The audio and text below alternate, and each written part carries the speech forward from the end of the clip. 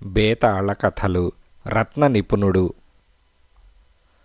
పట్టువదలని విక్రమార్కుడు చెట్టు వద్దకు తిరిగి వెళ్ళి చెట్టుపై నుంచి శవాన్ని దించి భుజాన వేసుకొని ఎప్పటిలాగే మౌనంగా శ్మశానం కేసి నడవసాగాడు. అప్పుడు శవంలోని బేతాళుడు, రాజా, నీవు సర్వసమర్థుడవు. అందరూ నీలాగా ఉండరు. కొన్ని విషయాలలో అపూర్వ ప్రజ్ఞ ఉన్నవారికి మరికొన్ని విషయాలలో ఇంగిత జ్ఞానం కూడా ఉండదు. ఇందుకు తార్కాణంగా నీకు రత్నవేది అనే యువకుడి కథ చెబుతాను, శ్రమ తెలియకుండా విను అంటూ బేతాళుడు ఇలా చెప్పసాగాడు. పూర్వం హొయసల రాజ్యంలో చిరకీర్తి అనే ఆయన ఉండేవాడు. ఆయన అన్ని రకాల ముడిరత్నాలు కొని వాటిని సానపట్టి రత్నవర్తకులకు విక్రయించి జీవిస్తూ ఉండేవాడు. రత్నాలను కొని సానబట్టడం పెద్ద లాభసాటి బేరం కాదు. 5-6 ముడి రత్నాలలో వచ్చే లాభం ఒక్క రత్నంలో పోయే అవకాశమున్నది. ఎందుకంటే రత్నాలలో ఉన్న రత్నానికి విలువ కట్టడం తేలిక పని కాదు. అందుచేత చిరకీర్తి ఏదో ఒక విధంగా కాలక్షేపం చేస్తూ వస్తున్నాడు. చిరకీర్తికి రత్నవేది అనే ఒక కొడుకున్నాడు. వాడు కూడా తన వృత్తే అవలంబిస్తే పైకి రాలేకపోతాడనే ఉద్దేశంతో చిరకీర్తి వాడికి చదువు సంధ్యలు చెప్పించాడు. రత్నవేది 12 ఏళ్ల వయస్సు వాడై ఉండగా ఒకనాడు వాణ్ణి తన వెంటబెట్టుకొని చిరకీర్తి ఒక రత్నవర్తకుడి ఇంటికి వెళ్ళాడు. వారిద్దరూ అక్కడికి చేరేసరికి రత్నవర్తకుడి ఇంటి చుట్టూ ఇసుక వేస్తే రాలకుండా జనమున్నారు. కారణమేమిటంటే ఆ రత్నవర్తకుడు ఒక అపూర్వమైన వజ్రాన్ని తెచ్చాడు. తండ్రి కొడుకులిద్దరూ జనాన్ని తోసుకొని లోపలికి వెళ్ళారు. రత్నవర్తకుడు చిరకీర్తితో, ఈ వజ్రం చూశావా? దీన్ని పడమటి కొండలలో నేనేరాను. ఎంతో శ్రమ కూడా పడలేదు. కొండలలో నేనున్నది 2 రోజులు. దీన్నిప్పుడు 1,00,000 వరహాలకు అడుగుతున్నారు అని చెప్పాడు. తర్వాత వారిద్దరూ వ్యాపారం విషయం ఏదో మాట్లాడుకున్నారు. అంతసేపు రత్నవేది ఆ వజ్రాన్నే చూస్తూ వచ్చాడు. దాన్ని తన చేతిలో పెట్టుకొని అటూ ఇటూ తిప్పి దాని అందాన్ని, బరువును, తళతళను గమనించాడు. తర్వాత తండ్రి కొడుకులిద్దరూ ఇంటికి తిరిగి వచ్చేశారు. ఈ సంఘటన జరిగినది మొదలు రత్నవేదికి రత్నాలను అన్వేషించాలని గాఢమైన కోరిక పుట్టుకొచ్చింది. అలాంటి వజ్రం ఒక్కటి దొరికితే 3 తరాల వారికి దారిద్ర్యం ఉండదు. అయితే వాడు తన కోరికను తండ్రితో చెప్పలేదు. మరి 2 ఏళ్లు గడిచాయి. చిరకీర్తికి జబ్బు చేసింది.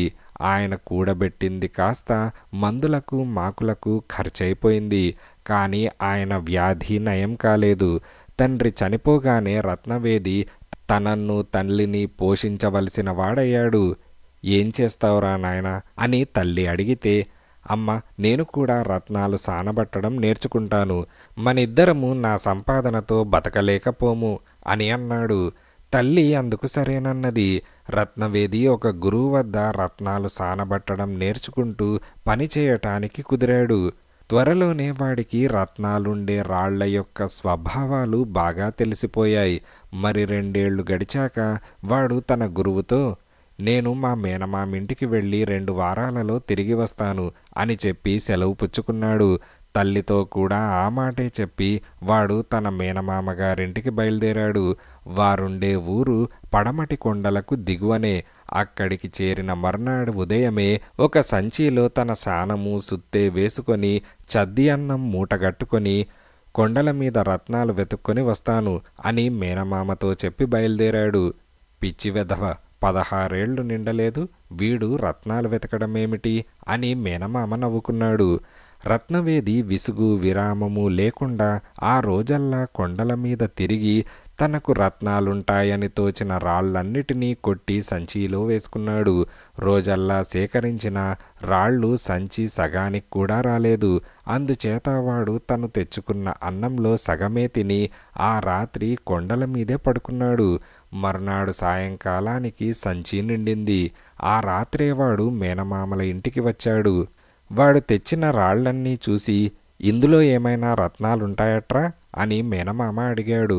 కనీసం 300 వరహాల విలువగల రత్నాలుంటాయి అని రత్నవేది అన్నాడు.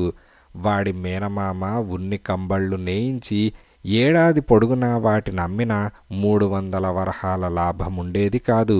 అందుచేత మేనల్లుడి మాటలకు ఆశ్చర్యపోయాడు. రత్నవేది తెచ్చిన రాళ్లలో 300 వరహాల విలువ చేసే రత్నాలున్న మాట అబద్ధమే గాని 150 వరహాల విలువగల పచ్చలు, గోమేధికాలు, చిల్లర రత్నాలు దొరికాయి. బీద స్థితిలో ఉన్న రత్నవేది 100 వరహాలు తన తల్లికిచ్చి అవసరమైన ఖర్చులకు వినియోగించమన్నాడు. తాను ఎప్పటికైనా విలువగల వజ్రాన్ని సంపాదిస్తానన్న ధైర్యం కూడా వాడికి చిక్కింది. అందుచేత వాడు మరుసటి ఏడు మళ్ళీ తన మేనమామగారింటికి బయలుదేరి వెళ్ళాడు. ఈసారి కూడా వాడు వజ్రాల కోసమే వెతకటానికి నిశ్చయించాడు. వాడు కొండలపై 3-4 రోజులు గడపటానికి తగిన సన్నాహంతో వెళ్ళి వజ్రాలుండే రాళ్లుగా కనిపించిన వాటినన్నిటినీ పగలగొట్టి తన గోతాం నింపుకొని తిరిగి వచ్చాడు. వాడు ఆ రాళ్లన్నిటినీ తన గురువు ముందు పోసి, వీటిలో ఎందులోనైనా వజ్రముంటుందా చూసి చెప్పండి అని అన్నాడు. రత్నవేది గురువు ఒక్కొక్క రాయినే పరీక్షించి తల అడ్డంగా తిప్పి ఒక మూల గిరవాటు వేశాడు. రత్నవేది నిరుత్సాహపడలేదు. ఎందుచేతనంటే వాడికి కూడా ఆ రాళ్లలో ఆట్టే నమ్మకం లేదు. ఒక రాయి గురించే వాడికి కొంచెం ఆశ ఉన్నది. ఆ రాతిని గురించి తన గురువు ఏమంటాడో తెలుసుకోవాలని వాడికి ఆత్రంగా ఉన్నది. గురువు ఆఖరుకు ఆ రాయిని ఎత్తి దాన్ని చాలాసేపు పరీక్షించి దాన్ని కూడా మూలకు విసిరివేసి, నీ శ్రమంతా వృధా, ఒక్క రాతిలోనూ రత్నం లేదు అని అన్నాడు. గురువు తనతో అబద్ధం చెప్పాడని రత్నవేదికి అనుమానం తోచింది. ఆ రాత్రి వాడు చప్పుడు చేయకుండా రాళ్లను సానబట్టే గదికి వెళ్ళి తాను తెచ్చిన రాళ్లను ప్రమిద దీపం సహాయంతో వెతికాడు. అక్కడ అన్ని రాళ్ళు ఉన్నాయి గాని గురువుగారు ఆఖరులో చూసిన రాయి లేదు. వాడి అనుమానం దృఢమైంది. పక్క గది అలమారాలో సానబట్టిన రాళ్లుంటాయి. రత్నవేది ఆ గదిలోకి వెళ్ళి ఆ అలమారాలో సగం సానబట్టిన వజ్రపు రాయిని చూశాడు. మబ్బులలో నుంచి బయటికి వచ్చే చంద్రుడిలాగా ఆ రాయిలో పెద్ద వజ్రం మెరుస్తున్నది. గురువు తనను మోసం చేశాడని రూఢి అయింది. రత్నవేది ఆ రాయిని తీసి తన జేబులో వేసుకొని, నేను నీ కింద పని చెయ్యను అని ఒక చీటీ రాసి అల్మారాలో పెట్టి తన ఇంటికి వెళ్ళిపోయాడు. పూర్తిగా సానబెట్టినాక ఆ వజ్రాన్ని చూసుకొని రత్నవేది చాలా మురిసిపోయాడు. అది 1,00,000 వరహాల విలువ చేయకపోవచ్చు గాని సులువుగా 50,000 వరహాల వరకు చేస్తుంది. దానితో తన దరిద్రం శాశ్వతంగా తీరిపోతుంది. ఈ రత్నాన్ని మంచి వర్తకుడికి అమ్మి వీలైనంత సొమ్ము రాబట్టి ఆ సొమ్ముతో ఇళ్ళు, తోటలు, పొలాలు కొని మహారాజులాగా బతుకుదామని రత్నవేది కలలు కన్నాడు. కానీ అంత విలువైన రత్నాన్ని అమ్మటం సులువు కాదు. తన దగ్గర అంత విలువైన వస్తువున్నట్టు 10 మందికి తెలియాలి. ఒకరిద్దరికి చూపిస్తే తనకు దాని పూర్తి విలువ దక్కదు. అందుచేత వాడు దాన్ని ఎవరికీ చూపక మంచి సమయం కోసం ఎదురు చూడసాగాడు. వాడికి కావాల్సిన అవకాశం కొద్ది మాసాలలోనే లభించింది. నగరంలో ఒక పెద్ద సంత జరిగింది. ఆ సంతకు నానా దేశాల నుంచి రకరకాల సరుకులు తీసుకొని వర్తకులు వచ్చారు. వారిలో 20కి పైగా రత్న వర్తకులే ఉన్నారు. అటువంటి సంతలో తన వజ్రానికి సిసలైన ధర నిర్ణయమవుతుందని రత్నవేది నిశ్చయించుకున్నాడు. వాడు సంతలో ప్రవేశించి రత్నవర్తకుల అంగళ్ళన్నీ చూడసాగాడు. అందులో ఒక అంగడి వాణ్ణి ఆకర్షించింది. మిగిలిన అంగళ్ళన్నిటిలోనూ కలిసి ఎన్ని రత్నాలున్నాయో ఆ ఒక్క అంగడిలోనూ అన్ని రత్నాలున్నాయి. ఆ అంగడిలో కూర్చున్న ముసలివాడు తన రత్నాలను ఒక ఎత్తైన కుప్పగా అమర్చాడు. కుప్ప నడినెత్తిన ఒక పెద్ద ముత్యాన్ని ఉంచాడు. రంగురంగుల రత్నాలను శ్రేణులలో అమర్చిన ఆ కుప్ప చూడటానికి ఎంతో మనోహరంగా ఉన్నది. రత్నవేది ఆ కుప్పను తనివితీరా చూసి ముసలివాడికేసి తిరిగి, మీ వద్ద అన్ని రత్నాలు ఉన్నాయి గాని వజ్రాలు లేవెందుచేత? ఆ కుప్ప నడినెత్తిన ఆ ముత్యానికి బదులు అదే ప్రమాణం గల వజ్రం అమర్చితే ఎంత బాగా రాణించేది అని అన్నాడు. నా వద్ద అన్ని రకాల రత్నాలున్నాయి బాబు. నువ్వు ఏ రకం రత్నమైనా ఎంత పెద్దదైనా తీసుకురా, అంతకన్నా పెద్దది నా దగ్గర ఉందని చూపిస్తాను అని ముసలివాడన్నాడు. చూపించలేరు. నా దగ్గర ఉన్నంత వజ్రం మీ దగ్గర ఉండేటందుకు వీల్లేదు అని రత్నవేది అన్నాడు. నీ వజ్రం విలువ ఎంతో చెప్పు, తర్వాత దాన్ని బయటపెట్టు. అంతకంటే పెద్ద వజ్రాన్ని నేను చూపించగలిగితే దాన్ని నాకు ఇచ్చేసి నీ దారిన పో. నేను చూపించలేకపోతే నీ వజ్రానికి సమమైన రత్నాలను, నీవు కోరిన వాటిని నేను నీకు ఉచితంగా ఇస్తాను అని ముసలివాడన్నాడు. ఆ సమయంలో అక్కడికి కొందరు రత్నవర్తకులు, బేరగాళ్ళు వచ్చారు. రత్నవేది అంతమంది చూస్తున్నారన్న గర్వంతో తన జేబులో నుంచి వజ్రాన్ని తీసి ముసలివాడి ఎదుట ఉంచాడు. ముసలివాడు దాన్ని పరీక్షించి, నీ మాట నిజం నాయనా, ఈ వజ్రం 50,000 వరహాల కన్నా ఎక్కువే విలువ చేస్తుంది. కానీ నా దగ్గర ఇంతకంటే పెద్ద వజ్రమున్నది అంటూ తన జేబులో నుంచి ఒక వజ్రాన్ని తీశాడు. తాను 12 ఏళ్ల వాడై ఉండగా రత్నవర్తకుడి వద్ద చూసిన వజ్రమే అది. రత్నవేది పందెం ఓడిపోయాడు. ముసలివాడు వాడి వజ్రాన్ని తీసుకొని రత్నాల కుప్ప నడినెత్తి మీద నుంచి ముత్యాన్ని తీసేసి రత్నవేది వజ్రాన్ని దానిపై ఉంచాడు. చుట్టూ చేరిన వారు తలా ఒక విధంగా మాట్లాడారు.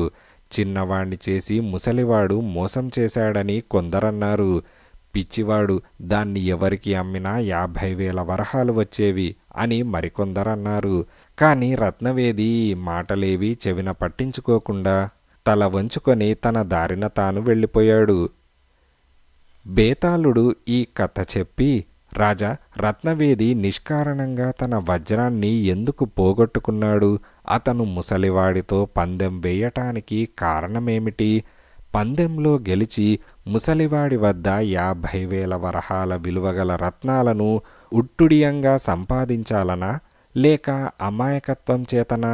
ఈ ప్రశ్నకు సమాధానం తెలిసి కూడా చెప్పకపోయావో నీ తల పగిలిపోతుంది అని బేతాళుడన్నాడు.